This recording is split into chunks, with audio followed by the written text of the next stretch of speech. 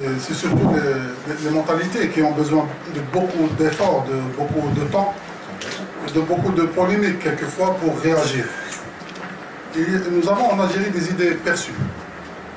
Nous avons quelque part dans notre population cette conviction que la rigidité de la fatwa, la rigidité de la vie religieuse, c'est la religion. Nous nous détournons de ce qui est réel, de ce qui relève de la vraie religion, de ce qui est dit dans les références. Je citerai, je me permets de le citer en français, ça va donner une autre connotation, mais Soufiane Thauri, qui est une référence religieuse, c'est l'un des successeurs du prophète, disait que la jurisprudence, c'est de ne pas dire que c'est illicite. Dire que c'est illicite, c'est à la portée de tout un chacun. Mais la jurisprudence, la vraie, le fatwa, c'est de dire ce qui est licite en convainquant la personne qui pose la question.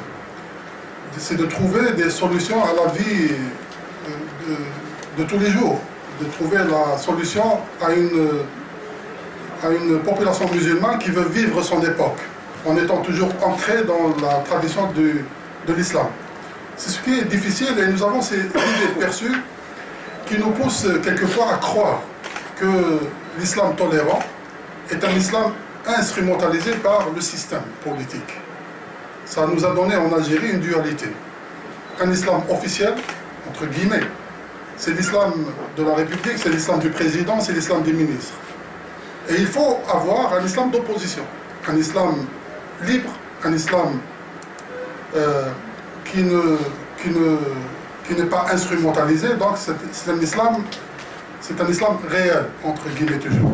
Cette dualité est très dangereuse.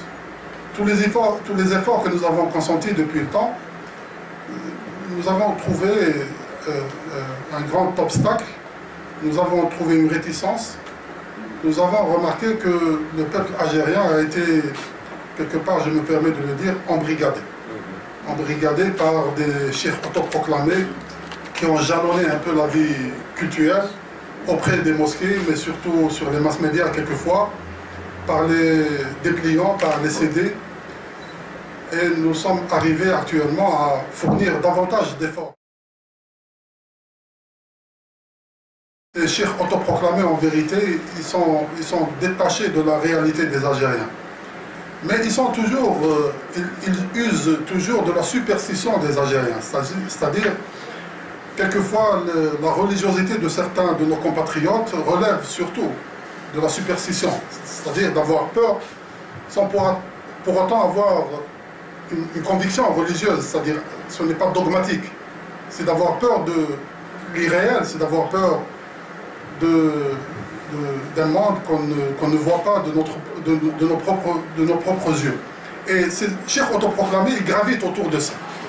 Ils gravitent autour de ça, et c'est pourquoi notre problème, c'est d'interpeller nos compatriotes à croire réellement en leur religion, en croyant que seul un imam bien formé est capable de l'orienter, d'orienter nos compatriotes, d'orienter la religion de l'islam. Un imam bien formé est un imam qui se ressource dans la tradition du prophète et dans la révélation, c'est-à-dire le Saint-Coran, mais qui prend en considération la donne temps et la donne espace.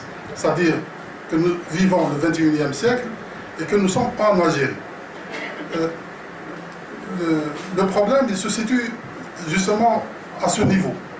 Le niveau d'arriver à convaincre nos compatriotes que l'islam fourni par le ministère des Affaires religieuses, l'islam fourni et l'approche fournie par les imams des 17 000 mosquées algériennes est l'islam authentique. C'est l'islam qui a été pratiqué par nos aïeux, c'est l'islam qui a fait l'Andalousie, qui a fait Cordoue, c'est l'islam qui a été le catalyseur de cette population diverse dans sa langue, diverse dans ses idéologies et diverse dans ses régions.